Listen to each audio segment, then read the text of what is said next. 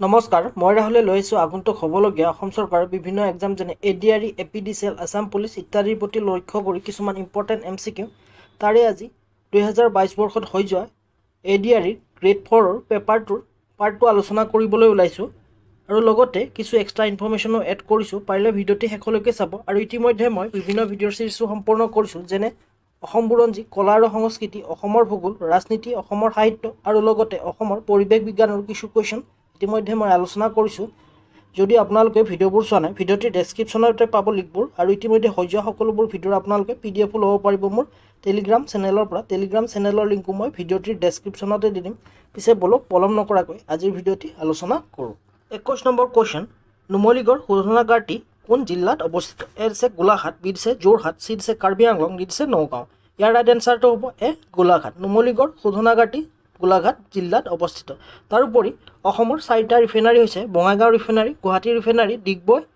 Refinery আৰু Numaligarh refinery Bongaigaon refinery আছে চিৰাং ডিষ্ট্ৰিক্টত আৰু পুৰণা ডিষ্ট্ৰিক্ট আছিল বঙাইগাঁও গুৱাহাটী ৰিফাইনাৰী আছে কামৰূপ মেট্ৰত আৰু ডিগবৈ ৰিফাইনাৰী আছে তিনিচুকীয়া জিলাত আৰু এই ডিগবৈ ৰিফাইনাৰী হৈছে ভাৰতৰ ভিতৰত আটাইতকৈ পুৰণি বা এছিয়াৰ ভিতৰত আটাইতকৈ পুৰণি ৰিফাইনাৰী আৰু ইয়াক এষ্টাব্লিছ কৰা হৈছিল 1901 চনত আৰু ইয়াক প্ৰথম অৱস্থাত আসাম অইল কোম্পানী লিমিটেডে ইয়াক পৰিচালনা কৰিছিল পিছলৈ আইঅচিলে ইয়াক টেক ওভাৰ কৰে নেক্সট কোৱেশ্চন 22 নম্বৰ সৌৰজগতৰ কোনটো গ্ৰহ পৃথিৱী আৰু বৃহস্পতিৰ মাজত অৱস্থান কৰে এ আছে মঙ্গল বি আছে শুক্ৰ চি আছে শনি ডি আছে বুধ ইয়াৰ ৰাইট এনসাৰটো হ'ব এ মঙ্গল মঙ্গল গ্ৰহটিয়ে পৃথিৱীৰ আৰু বৃহস্পতিৰ মাজত অৱস্থান গ্ৰহণ কৰে আৰু এইকেইটা সুধিব পাৰে সূৰ্যৰ পৰা একেবাৰে ওচৰত আছে বুধ তাৰ পিছত আছে শুক্ৰ নেক্সট আছে পৃথিৱী তাৰ পিছত আছে মঙ্গল তাৰ পিছত আছে বৃহস্পতি তাৰ পিছত আহিব শনি শনিৰ পিছতে অৱস্থান গ্ৰহণ কৰে ওমৰু বা ইউৰেনাছ একেবাৰে শেষত বৰুণ বা নেপচুন আৰু ইংলিছত হলে মাৰ্কাৰী প্ৰথমত আহিব বা একেবাৰে সূৰ্যৰ কাষতে আছে মাৰ্কাৰী বা বুধ নেক্সট আহিব ভেনাছ তাৰ পিছত আহিব আৰ্থ মাৰ্চ জুপিটাৰ সেটাৰ্ন ইউৰেনাছ নেপচুন আৰু একেবাৰে শেষত আছে প্লুটো কিন্তু প্লুটো বৰ্তমান গ্ৰহ বুলি ধৰা নহয় হেহে প্লুটো কটা গৈছে নেক্সট কোৱেশ্চন 23 নম্বৰ কোনগৰাকী ব্যক্তিয়ে ভাৰতৰ জাতীয় পতাকাখনৰ ৰূপাঙ্কন কৰিছে এ আছে মোহনদাস কৰমচাঁদ গান্ধী বি আছে পিংগলি ভেংকয়া চি আছে সৰোজিনী নাইডু ডি আছে ৰবীন্দ্ৰনাথ ঠাকুৰ ইয়াৰ ৰাইট এনসাৰটো হ'ব পিংগলি ভেংকয়া পিংগলি ভেংকয়াই ভাৰতৰ জাতীয় পতাকাখন অংকন কৰিছিল তাৰোপৰি সৰোজিনী নাইডু হৈছে প্ৰথমগৰাকী ভাৰতীয় মহিলা যিগৰাকীয়ে ইণ্ডিয়ান নেশ্যনেল কংগ্ৰেছত সভাপতিত্ব কৰিছিল কিন্তু ভাৰতীয় জাতীয় কংগ্ৰেছৰ প্ৰথম মহিলা সভাপতি আছিল এনি বেছেণ্ট তেওঁ সভাপতিত্ব কৰিছিল 1917 চনত এনি বেছেণ্ট ভাৰতীয় নাছিল আৰু ভাৰতীয় মহিলাৰ ভিতৰত আছিল সৰোজিনী নাইডু ডি অপশ্যনটো দিছে ৰবীন্দ্ৰনাথ ঠাকুৰে ৰাষ্ট্ৰীয় সংগীত ৰচনা কৰিছিল নেক্সট কুৱেশ্যন 24 নম্বৰ নেমু আৰু আমলখিত কোনবিধ খাদ্য প্ৰাণ বিশিষ্ট মাত্ৰা পোৱা যায় এ দিছে ভিটামিন চি বি দিছে ভিটামিন কে চি দিছে ভিটামিন বি ডি দিছে ভিটামিন ডি ইয়াৰ ৰাইট এনসাৰটো হ'ব এ ভিটামিন চি নেমু আৰু আমলখিত প্ৰচুৰ পৰিমাণে ভিটামিন চি পোৱা যায় আৰু এই ভিটামিনৰ অভাৱত হোৱা ৰোগসমূহৰ বিষয়ে প্ৰায় এক্সামত সোধা দেখা যায় তাৰে কিছু জানি লওঁ আহক এৰ অভাৱত হয় কুকুৰিকণা বিৰ অভাৱত হয় বেৰিবেৰি চিৰ অভাৱত হয় স্কাৰ্ভি ডিৰ অভাৱত হয় ব'চেপ বন বা ধেনুসদৃশ হাড়সমূহৰ আকৃতি আৰু এই ভিটামিন ডিৰ উৎস হৈছে বা মেইন উৎস হৈছে সূৰ্যৰ পোহৰ চিৰ উৎস হৈছে চিট্ৰাছ ফ্ৰুট বা টেঙা জাতীয় ফল নেক্সট কুৱেশ্যন 25 নম্বৰ ইয়াত সুধিছে ভাৰতত জন্ম লাভ কৰা প্ৰথমগৰাকী মহিলা মহাকাশচাৰী কোন আছিল বুলি এ আছে কিৰণ শ্ব বি আছে কিৰণ বেদী চি আছে কল্পনা চাওলা ডি আছে কল্পনা সাক্সেনা ইয়াৰ ৰাইট এনসাৰটো হ'ব চি কল্পনা চাওলাই ভাৰতত জন্মগ্ৰহণ কৰিছিল আৰু তেওঁই প্ৰথমগৰাকী ভাৰতীয় মহিলা মহাকাশচাৰী আছিল তাৰোপৰি কিৰণ বেদী হৈছে প্ৰথম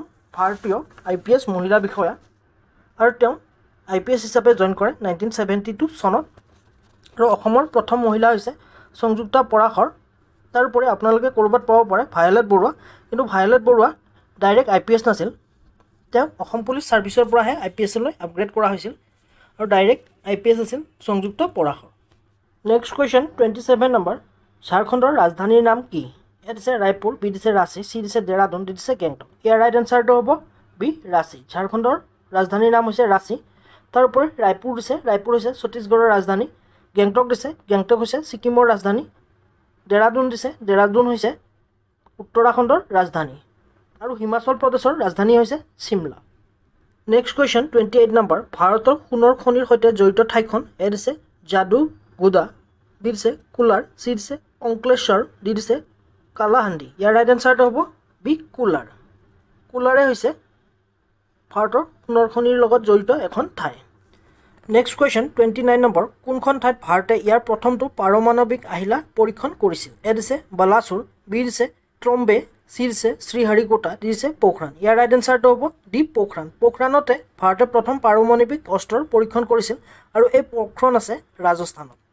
নেক্সট কুৱেশ্যন 30 নম্বৰ, এখন ক্ৰিকেট পিটছৰ দুই সমূহ ক্ৰিকেটাৰৰ মাজৰ দূৰত্ব কিমান? এ দিছে 20 গজ, বি দিছে 32 গজ, চি দিছে 22 গজ, ডি দিছে 25 গজ। ইয়াৰ ৰাইট এনচাৰটো হ'ব চি 22 গজ। 31 নম্বৰ কুৱেশ্যন, 2022 চনৰ 1 জানুৱাৰী তাৰিখ অনুযায়ী আমেৰিকা যুক্তৰাষ্ট্ৰৰ ৰাষ্ট্ৰপতি কোন? এ দিছে বিল ক্লিণ্টন, বি দিছে বৰাক ওবামা, চি দিছে ডোনাল্ড ট্ৰাম্প, ডি দিছে জো বাইডেন। ইয়াৰ ৰাইট এনচাৰটো হ'ব ডি জো বাইডেন।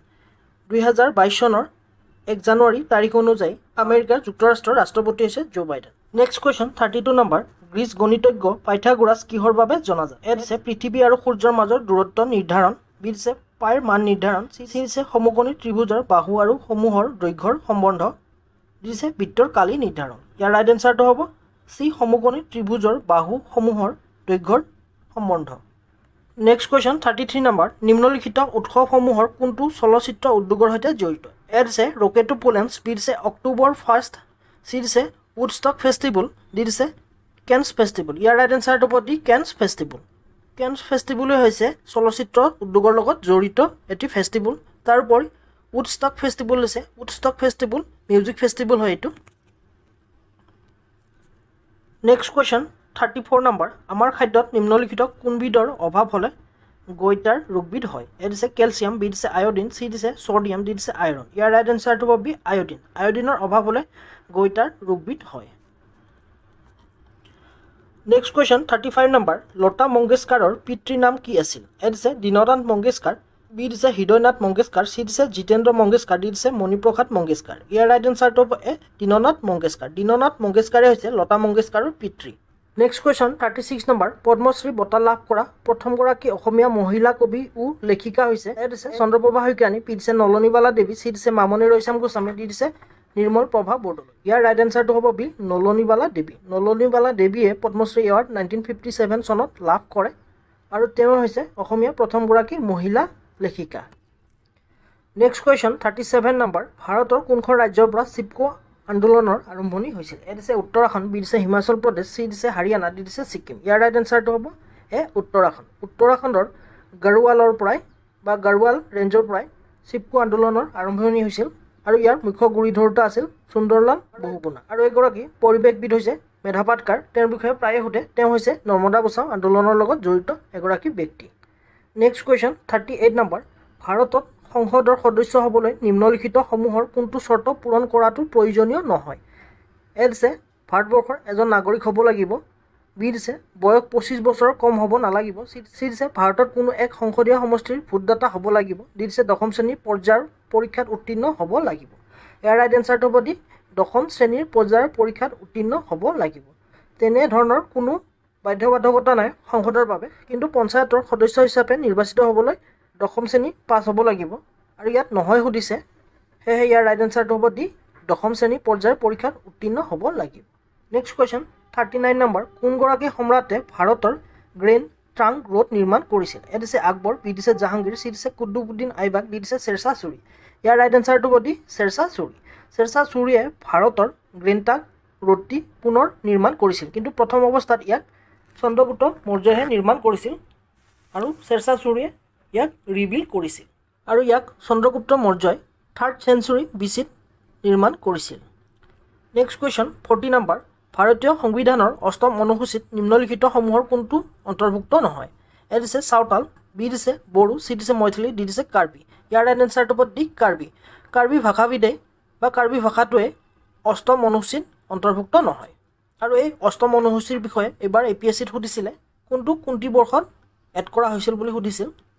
প্ৰথম অৱস্থাত ভাৰতৰ সংবিধানত 14টা লেংগুৱেজ আছিল, সেইকেইটা হৈছে আছামিজ, বেংগলী, গুজৰাটী, হিন্দী, কানাডা, কাশ্মীৰী, মালায়ালাম, মাৰাঠী, উৰিয়া, পাঞ্জাবী, সংস্কৃত, তামিল, তেলেগু আৰু উৰ্দু।